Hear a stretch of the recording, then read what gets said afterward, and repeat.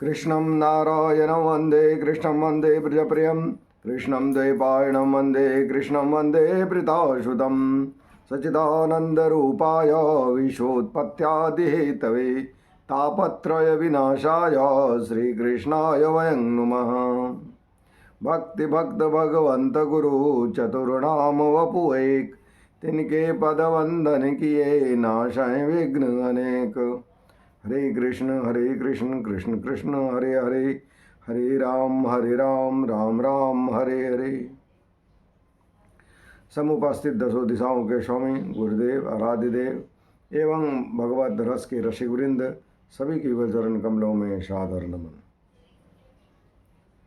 आइए प्रतिदिन की भांति आज हम लोग पुनः एक मंत्र का श्रवण करते हैं।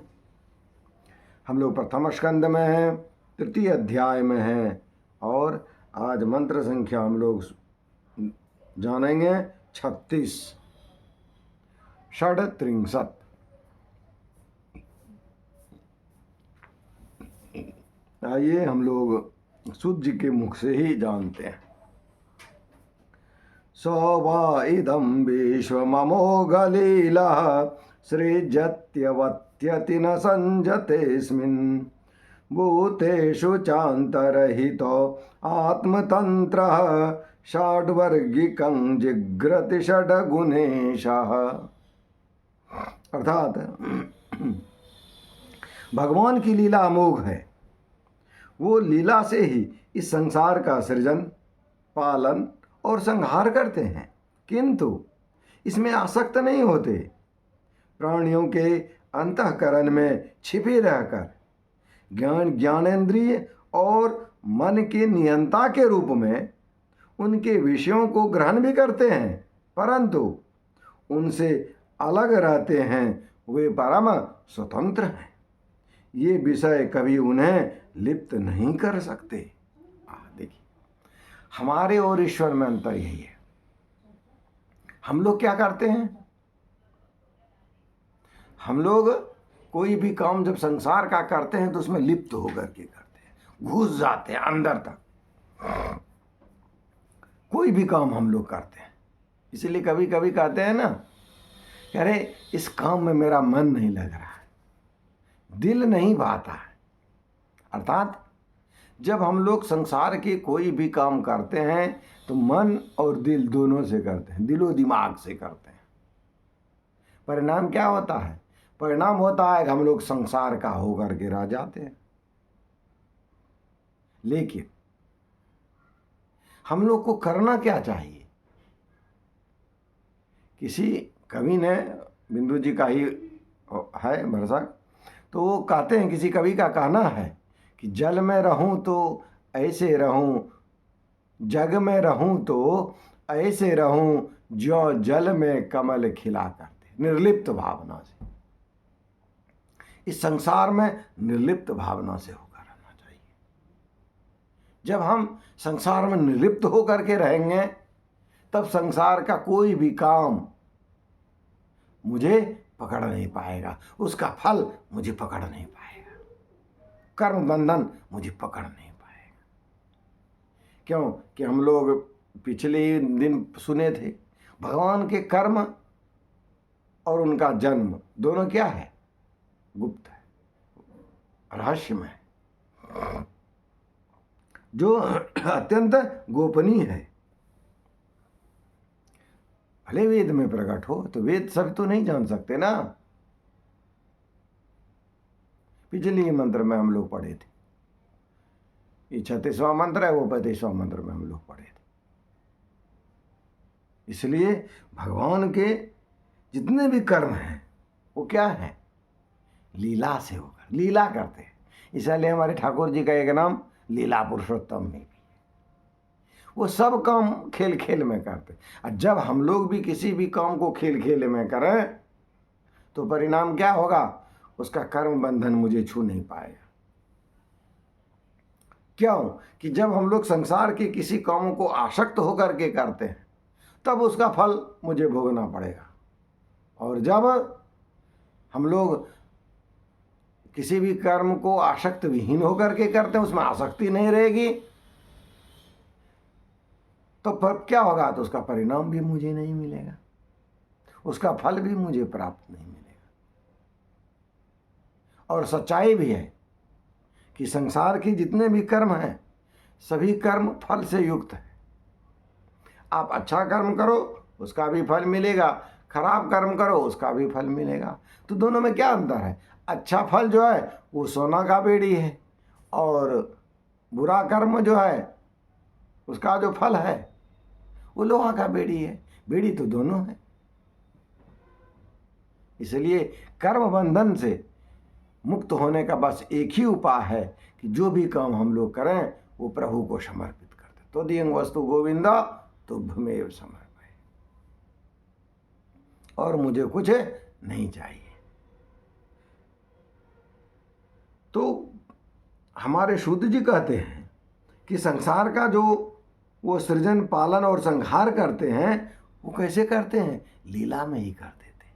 उनका ये लीला है, लेकिन इसमें वो आसक्त नहीं होते।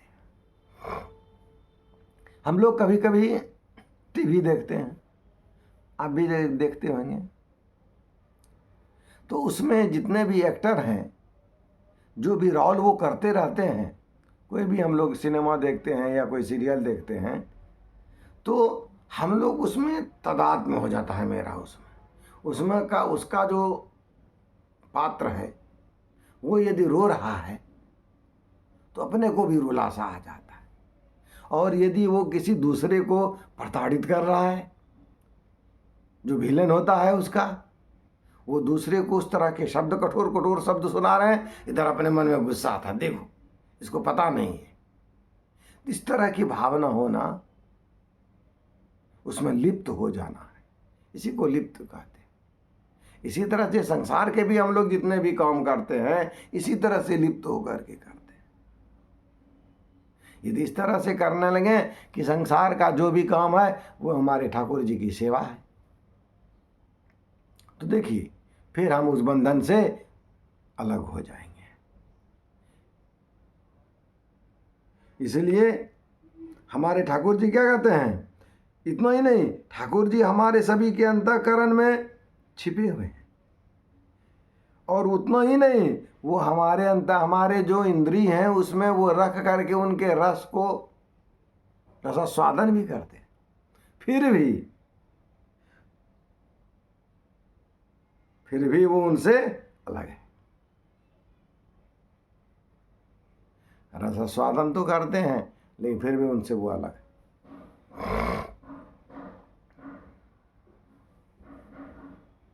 कबीरदास जी कहे ना, चूंकि वो उच्च कोटि के संत हैं, उनकी तो एक एक वाणी मनोवेद है, और साथ ही साथ सामान्य स्तर से हम लोग नहीं समझ पाते, इसलिए एक अर्थ के बहुत सारे अनेक अर्थ हमारे विद्वानों ने लगाया है। कबीर बाबा क्या कहते हैं? कबीरा रात न सोइए, दिन न करिए स्वाद। नहीं, कबीरदास जी कहते हैं कि रात में मत सो और दिन में खाने में स्वाद मत देखो। अरे तब जीवित कैसे रहेंगे? बस ये निर्लिप्त भावना से। भोक्ता कोई किसी और को बना दो ना, जब भोक्ता कोई और बनेगा तो फल भी कोई और ले जाएगा, लेकिन फिर तब ये भी हो जाएगा, हम लोग ईश्वर की पूजा करते हैं, भगवान हमारा नौकरी दा, बेटा दा, कुछ नहीं मिलता हूँ, सब भगवान है ललता हूँ, नहीं कुछ नहीं मिलेगा आपको। क्यों? कि उसका फल तो आप प्रभु को दे रहे हैं, ईश्वर को दे रहे हैं। तो दिंग वस्तु गोविंदा तुभ्यमेव समर्पय, तुम्हारे दी हुई है, तुम्हें ही समर्पित है, तो फिर उसका फल भी मिलने वाला नहीं है। तो जब वो, तब आप कर्म और अकर्म दोनों से जब आप अलग हो जाएंगे, तब धीरे धीरे धीरे धीरे धीरे धीरे धीरे धीरे धीरे धीरे धीरे धीरे आपका रास्ता ईश्वर की ओर चलेगा। ईश्वर पंथा विदतो देवयाना, वेद कहता है। बड़ा प्रशस्त मार्ग है, बहुत विस्तृत है, बहुत फैला हुआ है।